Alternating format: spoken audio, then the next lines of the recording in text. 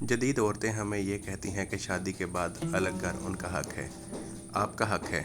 وہ ہمیں کہتی ہیں کہ ہمارے ماں باپ کی خدمت ان کا فرض نہیں، آپ کا فرض نہیں۔ آپ کی سب باتیں ٹھیک ہیں۔ وہ کہتی ہیں کہ جوائنٹ فیملی سسٹم ٹھیک نہیں، آپ ٹھیک کہتی ہیں، لیکن ہمیں یہ بھی تو بتائیں کہ 30 سال تک ہمیں دن میں 3 وقت کھانا، صاف ستھرے کپڑے اور سونے کے لیے پنکھے کی سب سے اگلی چارپائی دینے والی ماں کو کہاں چھوڑ کے آئیں؟ اپنی ساری جوانی اپنی جوتیاں گھسا کر ہمیں اس مقام تک پہنچانے والے باپ کا کیا کریں؟ ہم اس باپ کا کیا کریں جس کی بچت اور پنشن سے ہماری شادی ہوئی اور ہمارے گھر کا حصہ بنی؟ ہم انہیں کس ہولڈ ہوم میں چھوڑ کے آئیں؟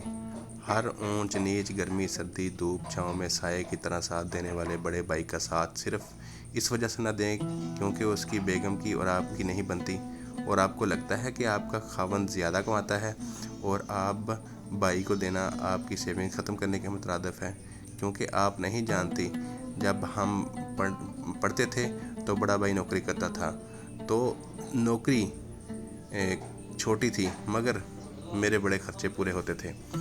ماں باپ نے قربانی دی، پھر بڑے بھائی بہنوں نے قربانی دی، اب میری بیگم مجھے کہتی ہے کہ مجھ پر صرف اور صرف اس کا حق ہے۔ اب کس حیثیت سے اس بات کا حق جتا رہی ہیں؟ میری تو اپنی شادی میرے ماں باپ کی کمائی کی وجہ سے ہوئی، کیونکہ میری نوکری تو میں سے تو کسی بڑے شہر میں کرائے کا گھر تک افورڈ نہیں کر سکتا۔ بھائی مل کر رہ رہے ہیں، مسائل ہیں، لیکن کیا مسائل بھائیوں کے ہیں؟ آپ پنجاب یونیورسٹی یا کوئی بھی ہاسٹل دیکھ لیں، آپ واحد ہاسٹل میں کبھی یہ تفریق نہیں کر پائیں گے کہ کس کے پاس کتنے پیسے ہیں، کیونکہ پیسے کم ہوں یا زیادہ ہوں، روم میٹس اور دوست آپس میں مل کر اکٹھے رہتے ہیں اور کھاتے پیتے ہیں، اور کبھی یہ محسوس نہیں کرواتے کہ 4 دوست مل کر آپ کا خرچ اٹھا رہے ہیں۔ یہ ایک جاگیردار دوست چاروں کو پال رہا ہے۔ تو یہ اچانک ایسا کیا ہوتا ہے کہ جیسے ہی شادیاں ہوتی ہیں تو ایک ہنستے بستے گھر میں سیاست اور پھر اقوال زنی کا دور چلنے لگتا ہے؟ جناب، الگ گھر تو عورت کا حق ہے، حق بالکل ہے، لیکن کوئی ساتھی یہ بھی تو بتائیں کہ ماں باپ کا کیا حق ہے؟ ان کو کہاں چھوڑ کر آئیں؟ کم کمانے والے بڑے بھائی جس نے کئی جگہ ہماری فیس دی، اس کا کیا کریں؟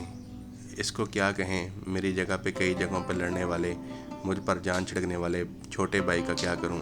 بہتر نہیں کہ مردوں کو الگ گھر کا تانا دینے کے بجائے یا بالفرض اگر آپ الگ گھر میں رہ رہی ہیں اور آپ کی ساری ضرورتیں پوری ہو رہی ہیں تو پھر خاوند اپنے خاندان پر جیسے مرضی خرچ کرے، آپ کیوں بھائیوں کے مسائل میں کود پڑتی ہیں؟